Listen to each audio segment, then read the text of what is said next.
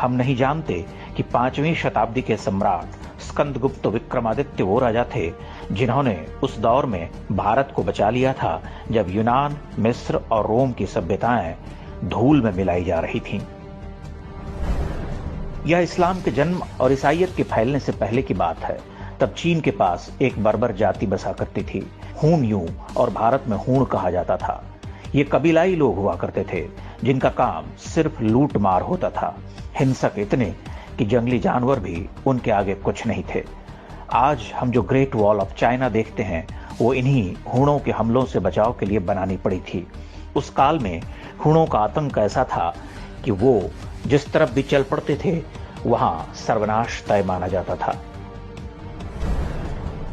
सिकंदर की मौत के मात्र 150 वर्ष बाद ही यूनान की सभ्यता का विनाश हो गया।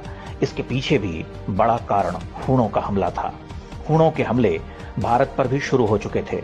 तक्षशिला विश्वविद्यालय पर पहला हमला हूणों ने ही किया था। इसके बाद वो गंगा और यमुना के मैदान यानी आज के पूर्वी उत्तर प्रदेश की तरफ बढ़ चुके थे। यह वो समय था जब देश के अधिकांश क्षेत्रों में गुप्त वंश के 8वें राजा स्कंदगुप्त का शासन था। उनकी राजधानी पाटलिपुत्र थी, जहां पर आज पटना शहर है। कहते हैं स्कंदगुप्त जैसा योद्धा उस पूरे कालखंड में दूसरा कोई नहीं था। मात्र 25 वर्ष के स्कंदगुप्त ने गंगा के तट पर अपनी सेना का मोर्चा लगाया। इस युद्ध में हूण आक्रमणकारियों को बुरी तरह से हार का मुंह देखना पड़ा।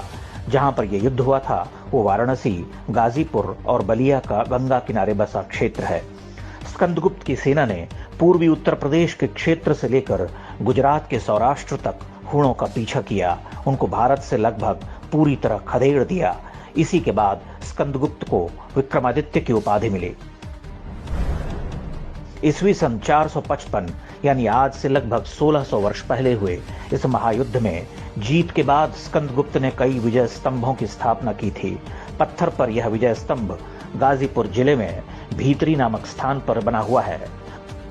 उत्तर पूर्व भारत से लेकर पश्चिमी क्षेत्रों तक स्कंदगुप्त के ढेरों स्मारक आज भी मिलते हैं, लेकिन उनका हाल देखकर आप हैरान हो जाएंगे। स्वतंत्रता के बाद से मुगलों के मकबरों को पोंछने चमकाने वाली हमारी सरकारों ने स्कंदगुप्त के इतिहास को लगभग पूरी तरह से साफ कर दिया। कांग्रेसी वामपंथी इतिहासकारों ने स्कूली इतिहास की किताबों से स्कंदगुप्त के योगदान को या तो पूरी तरह से हटा दिया या एक आध पैराग्राफ में समेट कर रख दिया। स्कंदगुप्त वो इकलौते सम्राट थे जिन्होंने पूरे विश्व को हूणों के आतंक से मुक्ति दिलाई थी, लेकिन आज हमारे देश की ही नई पीढ़ी इस महान योद्धा को भूल चुकी है। हाल ही में आई फिल्म बाहुबली की कहानी वास्तव में राजा स्कंदगुप्त से ही प्रेरित थी। उसमें कालकीय की सेना के हमले को दिखाया गया है जो हूणों के हमले की तरह था। आप कल्पना कर सकते हैं कि भारतीय इतिहास का यह असली बाहुबली अगर नहीं रहा होता तो आज हम कहां होते। न भारत होता, न ये धर्म होता, न हमारी संस्कृति और सभ्यता बची होती।